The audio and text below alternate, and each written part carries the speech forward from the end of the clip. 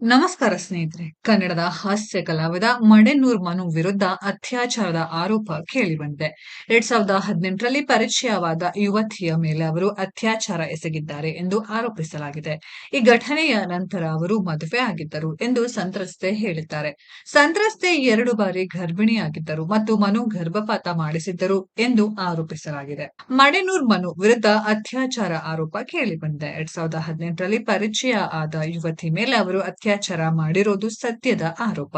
ಈ ಯುವತಿ ಹಾಗೂ ಮನು ಕಾಮಿಡಿ ಕಿಲಾಡಿಗಳು ಶೋನಲ್ಲಿ ಒಟ್ಟಾಗಿ ಕೆಲಸ ಮಾಡಿದ್ದರು. ಅತ್ಯಾಚಾರದಿಂದ ತಾವು 2 ಬಾರಿ ಪ್ರೆಗ್ನೆಂಟ್ ಆಗಿದ್ದಾಗಿಯೂ ಸಂತ್ರಸ್ತೆ ದೂರಿನಲ್ಲಿ ತಿಳಿಸಿದ್ದಾರೆ. ಈ ದೂರನ್ನು ಆಧರಿಸಿ ಪೊಲೀಸರು ಮನು ಮೇಲೆ ಕೇಸ್ ದಾಖಲು ಮಾಡಿಕೊಂಡಿದ್ದಾರೆ.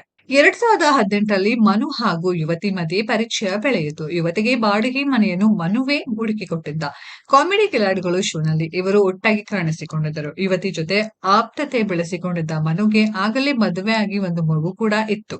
ಇಬ್ಬರು ಕಾರ್ಯಕ್ರಮವೊಂದಕ್ಕೆ ತೆರಳಿದ್ದಾಗ ಅತ್ಯಾಚಾರ ನಡೆದಿದೆ ಎಂದು ಯುವತಿ ಆರೋಪಿಸಿದ್ದಾರೆ. 2022ರ ನವೆಂಬರ್ 29ರಂದು ಶಿವಮೊಗ್ಗದ ಶಿಕಾರಿಪುರದ ಕಾರ್ಯಕ್ರಮಕ್ಕೆ ಮನು ಹಾಗೂ ಯುವತಿ ತೆರಳಿದ್ದರು. ಅಲ್ಲಿ ಒಂದು ಹಾಸ್ಯ ಕಾರ್ಯಕ್ರಮ ಮಾಡಿದ್ದರು. ಕಾರ್ಯಕ್ರಮದ ಬಳಿಕ ಸಂಭಾವನೆ ನೀಡೋ ನೆಪದಲ್ಲಿ ಮನು ಯುವತಿಯನ್ನ ರೂಮ್ಗೆ ಕರೆದಿದ್ದರು. ಬಳಿಕ ಯುವತಿ ಮೇಲೆ ಅವರು ಅತ್ಯಾಚಾರ ಮಾಡಿದ್ದಾಗಿ ಎಫ್ಐಆರ್ನಲ್ಲಿ ಉಲ್ಲೇಖ ಆಗಿದೆ.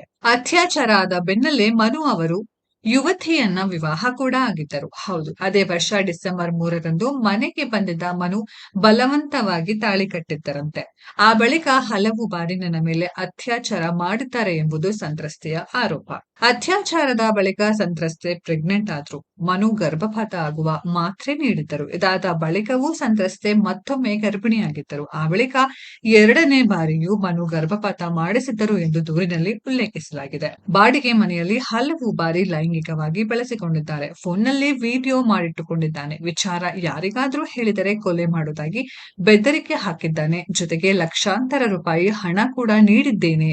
ಈತನ ವಿರುದ್ಧ ಕಾನೂನು ಕ್ರಮ ಜರುಗಿಸಿ ಎಂಬುದು ಸಂತ್ರಸ್ತೆಯ ಕೋರಿಕೆಯಾಗಿದೆ.